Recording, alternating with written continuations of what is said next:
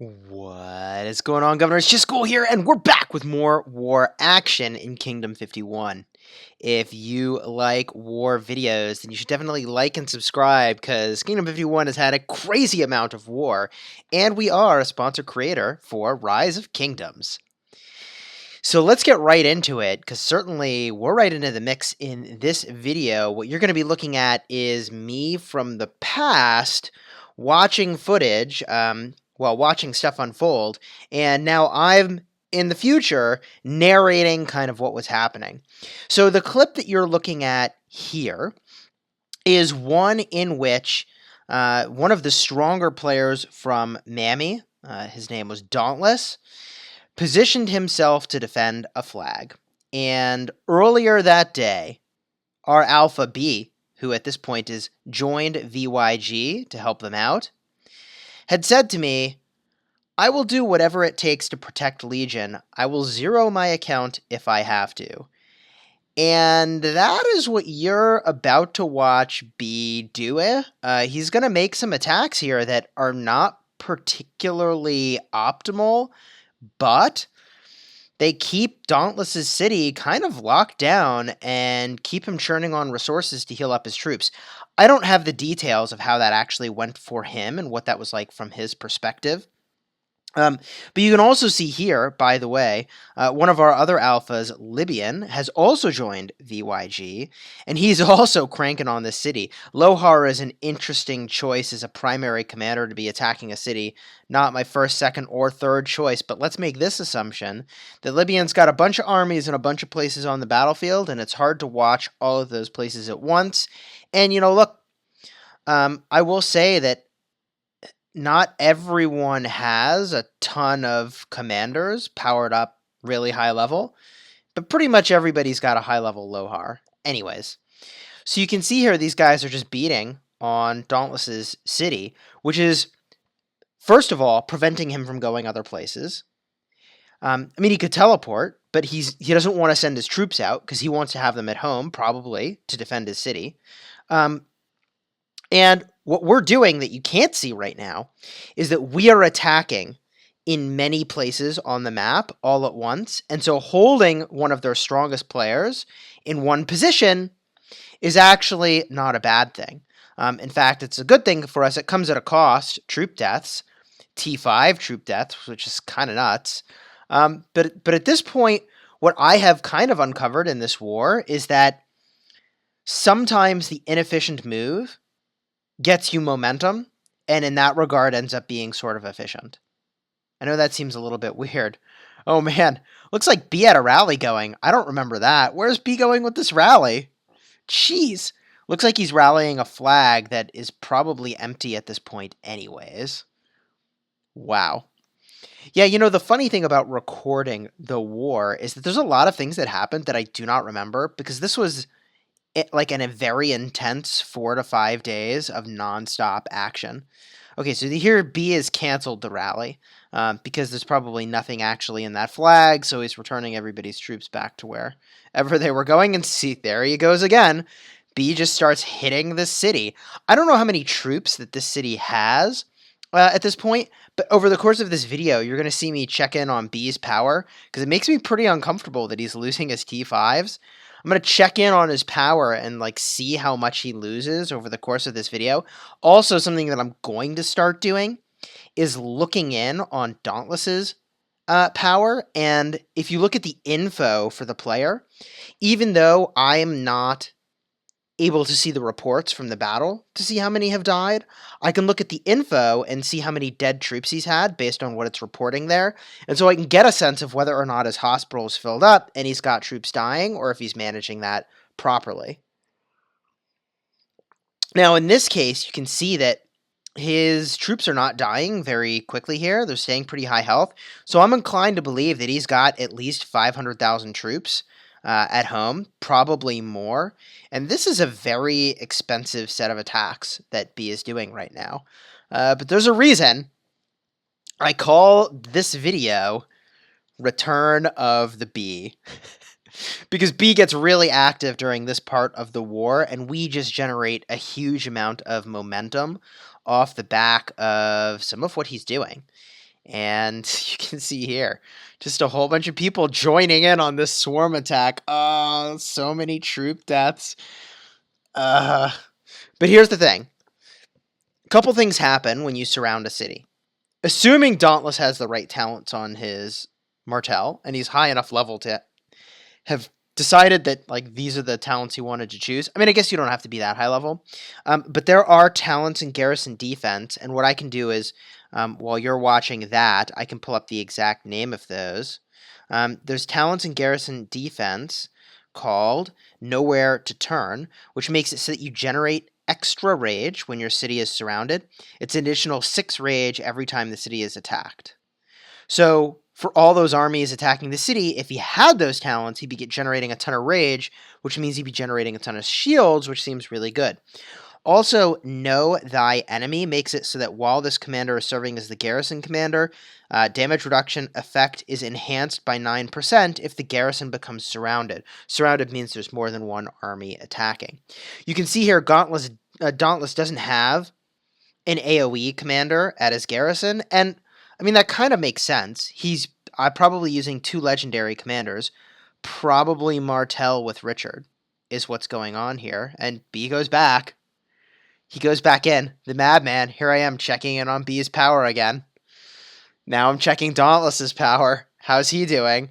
Dauntless can just heal back up his troops to recover his power as long as they haven't died, whereas 100% of severely injured units for B is going to be dead troops. Now here's the thing. If Dauntless did have resources, then B and the others would have taken them. After some number of attacks, Dauntless would have a level 25 storehouse, which would mean that he could save up to 2.5 million of each resource, but that's it. He's going to need a lot more than that to heal up these troops, and that all assumes he's still able to be watching the game actively and to actually do the healing. I'll say I remember a time early when Marvel was ascending, when Dauntless and others just sort of came through the Lost Temple area and were just killing whoever they wanted to kill. Like, you know, not zeroing cities. Well, Punisher and Bujan were, but primarily Dauntless was, I think, just hitting any army he wanted in the open field. And he had like 1.2 million plus troops. I mean, that was, at the time, this was many months ago. That seemed like an untouchable number of troops. Like, how would you ever attack into that much T4? Anyways, it's just interesting to see the situation here and how much has changed. B's continuing to drop in power, and if Dauntless is at the wheel, like, look, if he's got the resources and tokens, he can keep healing up his troops and just make B lose so many troops. But B at this point does not care. He just wants to end the war. Now, you'll see me start to look around. We've got a rally going out somewhere over there, which is pretty cool. And this is something I learned from this war that I think is very, very important, which is that the way you break a stalemate is by hitting on as many fronts with efficient force as possible. Make it so that the enemy can't be in all the places they would need to be. Okay, here we go. Now, Dauntless is getting some reinforcements from Black Panther. Now, Black Panther is going to have 50% of severely injured units be deaths, and 50% go to the hospital, which is a pretty big deal. So now we can start to get kills on those units, at least, but man, city defense is the most advantaged situation for the defender, and the toughest situation for the attacker. Now you can see B's power continuing to drop. Here you can see a VYG rally going somewhere really far away. I guess they're hitting a city. Torch Phoenix is where they're going. That is a long way to send a rally. Here's the problem with a rally like that. The problem with a rally like that is you're going deep in enemy territory. When that rally ends, even if it was successful, someone like Bujan shows up and they can just kill every single army that retreats from that rally. That said, A part of the reason we were able to make a push at this moment in time is that the alphas for Marvel were not on, and our alphas were. So here you can see me now zoom out and start to get a look around, and you can see the multiple fronts with which war can be waged. Everything in purple is Marvel.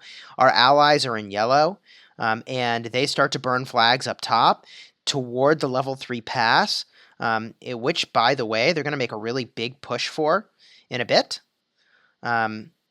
Meanwhile, you can see we're scouting other flags that we can be hitting. There's a whole bunch along that area there that were married up with ours that we can hit, and that's a thing that we'll go and do. So now we see this player Skywalker making some attacks that are really suicidal into Dauntless, which is kind of a bummer. Maybe they feel like they're on their way out and they're going to quit. My Loki is reinforcing Dauntless yet again. And I kind of wonder, is like B going to go back in? I think he is. I think he's going to start hitting again, which is pretty nuts. Meanwhile, this flag is burning, and I'll point out that once that flag is gone, Dauntless will no longer be within Alliance territory, which means it'll be a whole heck of a lot easier to attack his city, because he's not going to have all of the buffs that come with being in Alliance territory. And those buffs, by the way, are pretty substantial. It comes primarily, I believe, in the form of Alliance research that is called Territory Guardian. And the lowest level of it gives you an upwards of 8% damage when you're on your territory.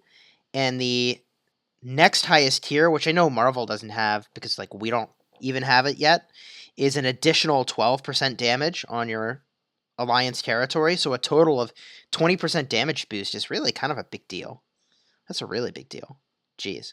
The other really big advantage you get on Alliance territory is rapid march, but that has to do with march speed, so that's really not irrelevant for attacking a city. So at this stage, you see me checking in. Dauntless's power is going down. Now we're looking at the number of troops he's had dead. I'm pretty sure that before this set of shenanigans, he might have had 900,000 dead. So I think troops are starting to die at this point.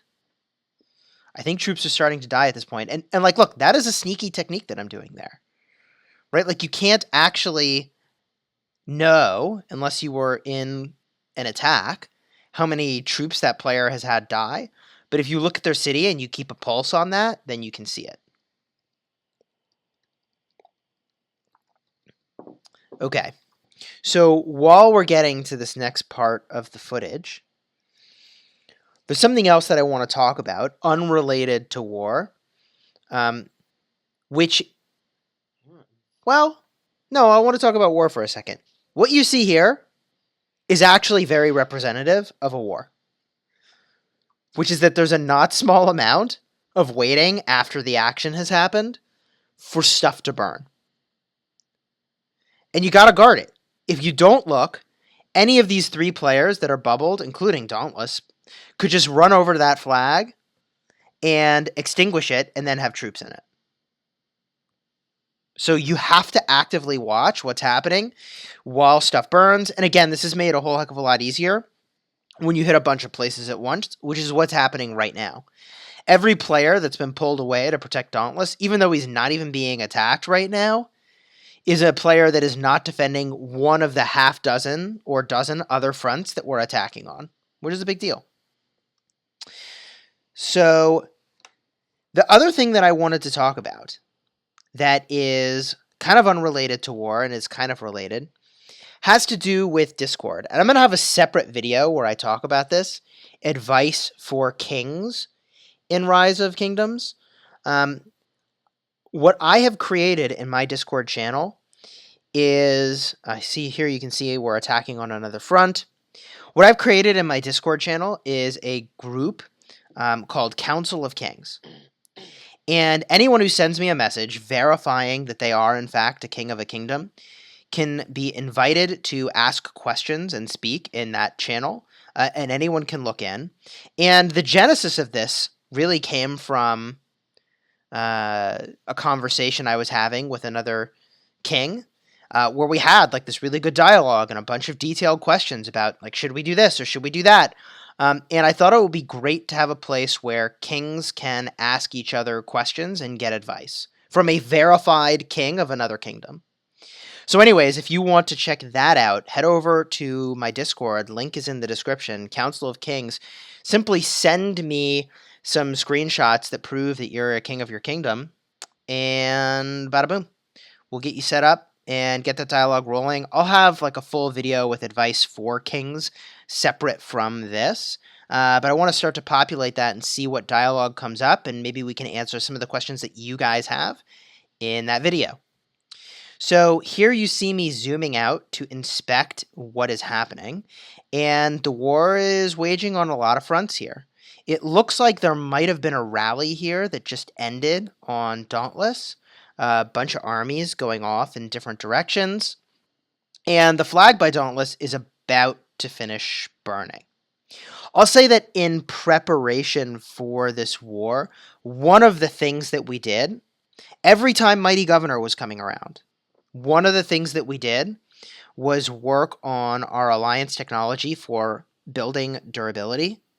So if I pull up my alliance tech really quickly, what we're talking about is in the territory vein of technology, the building durability 1 and building durability 2. Every time Mighty Governor was coming around, we'd up that durability because we thought, well, like, there's a non-zero chance that Marvel might decide to be an aggressor, and we need the durability. And so our flags had, I think, near maximum durability, if not the maximum durability, when this conflict broke out, which is really a big deal. I mean, there's a non-trivial number of flags that would have burned for us and did not because we had the extra durability. Very, very significant. You may be wondering, by the way, at this point, why am I personally not more involved in this exact moment during the war? This was during the workday for me, so I had the game open, and I was sort of occasionally hovering over different areas and inspecting where I could, but mostly uninvolved. I think you can see here I've got an army at a resource node, or a Alliance Resource Center gathering sweet, sweet resources. Boom. There we go. Flag down. Flag down. So, at this point, what you're observing is the success of this strategy unfolding. And I want to talk now about something really interesting that happened, which is that before this day of warring, I had a conversation with a couple officers from Marvel about the possibility of peace. And we even had like a short 12-hour ceasefire leading up to this, where I was approached by some of the leaders of Marvel, and they had said, hey, like, do you want to have a ceasefire? And maybe we call it peace. Haven't we done enough warring? And this gets kind of interesting because the peacemonger in me was like, great, we can all be done with war. But when I met with my officers and when I chatted with my members, they all had strong feelings that we stay in the war, which was surprising to me. It was surprising to me because I didn't think that people really wanted to wage more war, but they all did. And what they felt like was that we had pushed Marvel to the point where they were ready to tap out. And the reason they were asking for peace is because their members didn't really want to fight anymore. They were drained on resources, drained on troops, whereas our members were feeling like I could dance all day. Not all of our members, but most. And I offered one peace solution that was extremely radical, and I knew they wouldn't accept, and Bujan was a real sport, and he heard me out anyways.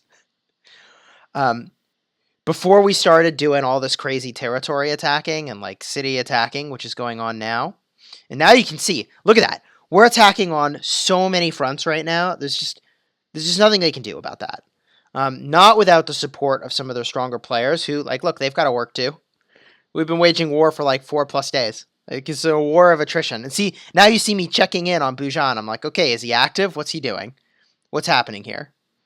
So the crazy suggestion I offered that was rejected, and I think understandably, was that Marvel makes my alt the leader of Marvel. And the war immediately ends. We have achieved peace. I have complete trust that will be honored because, like, as the leader of the Alliance, I basically would have absolute power over the Alliance's flags or whatever. And, like, the trust barrier is solved. Everything is solved. I wouldn't do any of the running of the Alliance. I told you this is an insane idea. I wouldn't do any of the running of the Alliance, but my members would trust that the conflict is solved if I've done that. My members would trust the conflict is totally solved. And the problem is that it's basically like a surrender, which, like, doesn't allow Marvel to save face. And, like, I understand that, like, at this point, it was kind of unclear. Like, either side could win this war, it seemed like. Here you see Bee going back in, and Loki smartly reinforcing when he sees that Bee is going in to do his attack on the city, which is pretty wild. Here comes more armies from Bee on this city. Oh, man. I cringe watching, knowing that so many troops are going to die, but he's locking down Dauntless, who may or may not even be online. May or may not even be going online right now. If he's not online, then Bee is actually getting kills too. He's certainly getting kills from Loki's troops.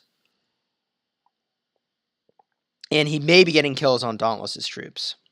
And we might look and see if Dauntless has any dead in a second. So anyways, that was one of the offers that we made to generate a lasting peace that my members could trust. And my officers made some smart points to me, which was, they said, look, Chisgule, if we have peace now, if we make peace now, then all of our troops that died were for nothing.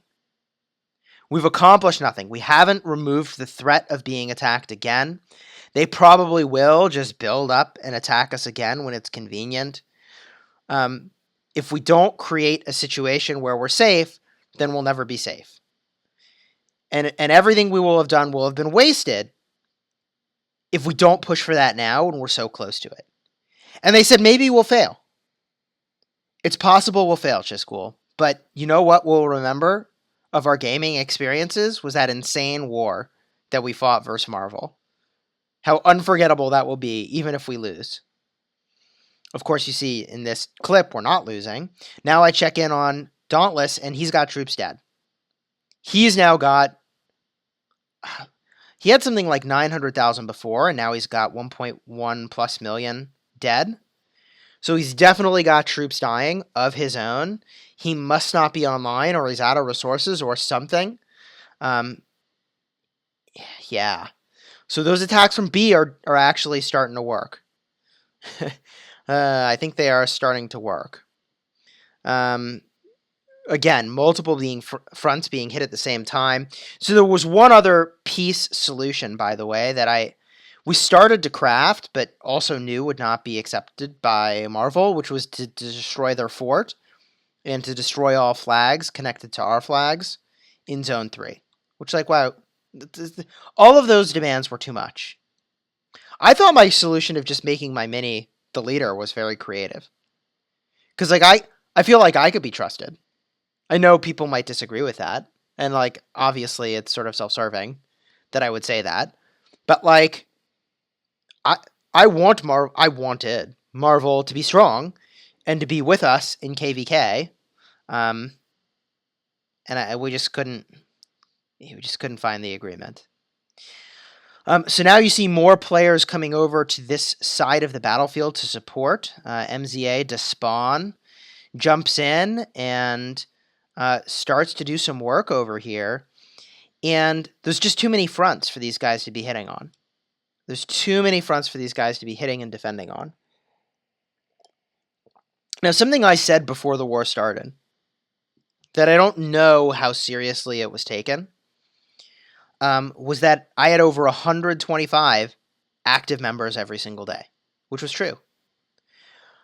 Which is true. Our alliance is at a point where there are zero, like we get a report back of inactive members, every alliance does. There are 0 members inactive in our alliance. 0. And like people do go inactive, and we either are able to catch up with them eventually and we send them to one of our family or feeder guilds, or we remove them from the alliance and recruit an active player. And maintaining an active alliance was, I think, absolutely crucial to our success in this war. Wars are a battle of attrition. Wars are in many ways a battle of attrition, and of course strategy is crucial. But eventually you run out of resources and troops to wage war, which, by the way, really is harmful for our Ark of Osiris, and who knows what that means for KVK. I'm popping Kingdom troop training buffs like 2x a week at this point. When a 15% rune hits, I pop it. Yeah. Even if there's an event or there isn't, we are rebuilding our troops very, very rapidly over here. Because that is certainly needed after the war of this magnitude. But you know what's crazy? You know what's crazy is that I still have a ton of war footage, and we've got some of the more intense stuff coming up still, which is kind of nuts. So you've got some open field combat here going on with VYG and some members of MAMI. I don't think they should be fighting in the open field. I think they need to get into the flag, extinguish it, and then just stay there. So I think this open field fighting, unless they really are getting positive trades, which maybe he is. Maybe he is. You see Pamir Colossus has a couple armies hitting into one army. Maybe he's getting a positive trade here, and that's why he feels like that's an activity that's worthwhile. But I think defending the flag is a little bit more important. Oh my goodness, is that? See, there's so much going on, I didn't even notice at the time. But that's a rally from Libion going into Dauntless. It looks like Loki is reinforcing Dauntless' city, but if that's a full rally, then Loki's just sending his troops to die. Oh boy. The rally hits. It looks like there was a moderate number of troops in the city. That's tough. That open field combat is still going on. There's so many things going on at this screen at once that it's hard to keep track of it all, which is a part of why I put the screen here. Man, rallies ended. We're looking at Dauntless's power. We're looking at his dead troops. I think it's about the same, which means his hospitals are maxed. Is that right? Are his hospitals maxed right now, I guess? And all of his troops are dead? Or in the hospital? Jeez. Because I don't think I saw more dead troops, and there should be. Maybe the reporting on those stats is also slow, by the way. It could be that it's just slow to report. That also could be what's going on. Meanwhile, this flag... See, this is the value of attacking on multiple fronts. Meanwhile, the flag by the pass is still burning, which means like our allies are going to kick them out of the pass in a bit. And like, how are they going to go defend that? They can't be everywhere at once. You can see here this flag is being babysitted, but it got extinguished, and the player who's babysitting it hasn't actually burned it again. It really does take a not small amount of attention to make sure that, like, when you're babysitting one of these flags, that it actually burns properly. Meanwhile, at this point, we are now building a flag, and this flag is in a pretty significant location. You see where that is? That's connected to the Mami Fortress. All it takes is that one flag if we build it successfully, and we can now hit the Mami Center Fortress in Zone 3, which is a big deal. Meanwhile, other flags are burning, and we've now flipped the tables, and if you've made it this far into the video, you get perhaps the most important lesson, which is that we played a defense game for the first 2 to 3 days of this war. And by doing that, we took all fights that were advantage to us. We have 100% of troops go to the hospital, or we have 50% of troops die, and 50% be severely wounded, whereas they would always have 100% of troops die. And by taking those fights that were advantage to us, we were able to eke out edge over time, even when we were defending at a disadvantage with fewer players or whatever, until we were ready to then go on the offensive. And when we did, it was a decisive move. And that is a huge part of what I think makes an assault successful in Rise of Civilizations. You need it to be a single decisive strike. So my friends, I hope you have enjoyed this video. This war is so far from over. Some of the best footage is yet to come. We've got a center fortress that we need to go after, and there's a center fortress that gets built that also gets attacked. You're going to want to see that coming up pretty soon. Like and subscribe if you enjoyed this video, and until next time, my friends, you have fun smashing the kingdom.